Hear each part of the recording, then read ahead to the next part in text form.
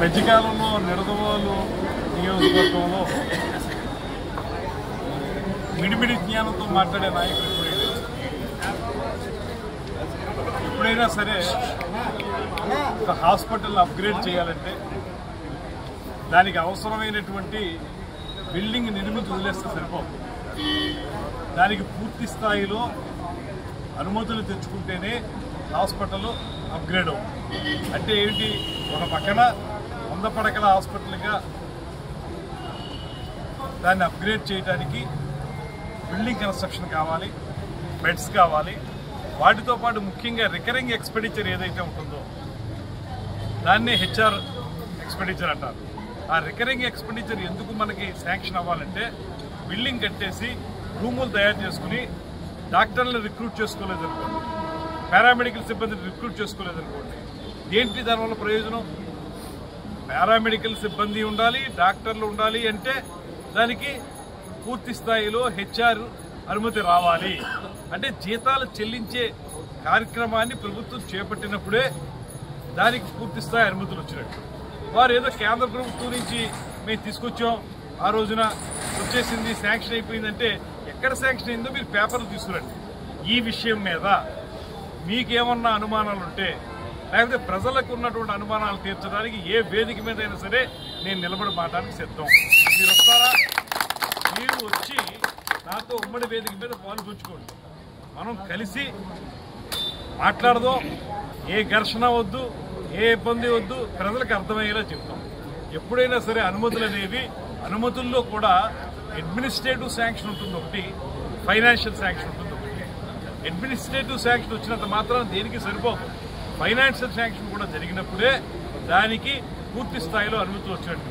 అదేవిధంగా హాస్పిటల్కి సంబంధించి ఎప్పుడైనా కూడా హెచ్ఆర్ పాలసీ క్రియేట్ అయిన తర్వాతే వాళ్ళు ఉద్యోగస్తులకు వచ్చేటువంటి రికరింగ్ ఎక్స్పెండిచర్ ఏదైతే ఉంటుందో దానికి అనుమతులు తెచ్చుకున్న తర్వాత మాత్రమే దాన్ని హాస్పిటల్ని మనం అప్గ్రేడ్ చేసినట్టుగా పూర్తి స్థాయిలో అనుకుంటాం. ఊరికే ఎవరినో కాంట్రాక్టర్కి డబ్బులు దొబ్బపెట్టడానికో, లేకపోతే ఏదో రకంగా ఇతరత్ర కార్యక్రమాలు చేయడానికో మీరు ఏదో తెచ్చేవనేటువంటి మాట చెప్పినంత మాత్రాన్ని సరిపోదు. దాంతోపాటు ఆయన ఒక అడుగు ముందుకేసి, మాజీ ఎమ్మెల్యే గారు, ఆయనకి మరికి ఏ రకంగా నేను ఎంతకాలం నుంచి రాజకీయాల్లో తిరిగానో, ఎంతకాలం నుంచి రాజకీయాల్లో ఉన్నానో, విద్యార్థి దశ నుంచి రాజకీయాల్లో ఉన్న విషయం ఆయనకి తెలుసు వారి తండ్రి గారి ద్వారా. అలాంటిది మరి ఆయన కొత్తగా ఎమ్మెల్యే అయ్యాడు అనేటువంటి పదం ఉపయోగించాడు ఆయన.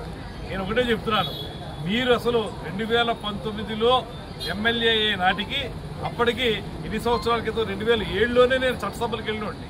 2007 నుంచి 2013 వరకు శాసనమండలి సభ్యుడిని అయ్యాను. అధికార పార్టీ ఎమ్మెల్సీగా పూర్తి స్థాయిలో నేను అధికారాలను వినియోగించి అనేక అభివృద్ధి కార్యక్రమాలు చేశాను.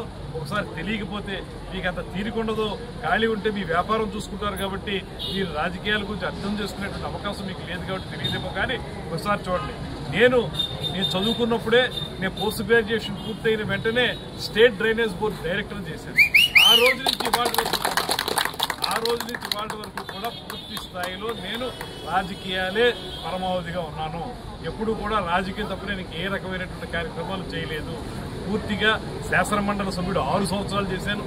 తర్వాత వివిధ స్థాయిల్లో నేనున్న పార్టీలకి రాష్ట్ర స్థాయిలో, జిల్లా స్థాయిలో అధ్యక్షుడిగా పనిచేశాను. ఇవన్నీ చేసి ఇవాళ పవన్ కళ్యాణ్ గారి యొక్క పూర్తి స్థాయి ఆశీస్సులతోటి నేను మంత్రిని అయ్యాను. అటువంటి పరిస్థితుల్లో ఒక దార్శనికుడైనటువంటి నేత అయినటువంటి ముఖ్యమంత్రి చంద్రబాబు నాయుడు గారి టీంలో నేను సభ్యుడిగా ఉన్నాను. ఇది నా యొక్క రాజకీయ కార్యక్రమాల పరంపరకి ఒక ఉదాహరణ తప్పితే మీరేదో కొత్తగా వచ్చాడు, కొత్తగా ఎమ్మెల్యే అయ్యాడు, కొత్తగా మంత్రి అయ్యాడనేటువంటి మాటలు మీరు ఉపయోగించడం వల్ల మీ అవివేకం, మీ అజ్ఞానం బయటపడుతుంది తప్పితే మరొకటి కాదు అనేటువంటి మాట.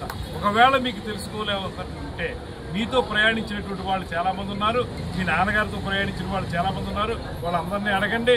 వాళ్ళందరూ కూడా అనేక సందర్భాల్లో నా దగ్గరకు వచ్చి నా సలహాలు తీసుకుని రాజకీయంగా నాతో అనేక కార్యక్రమాల్లో పాల్పంచుకున్న వాళ్ళు చాలామంది మీ చుట్టూ ఉన్నారు. వాళ్ళందరినీ అడిగి తెలుసుకోండి, అజ్ఞానంగా మాట్లాడొద్దని మీకు హితవు పొందుతున్నారు.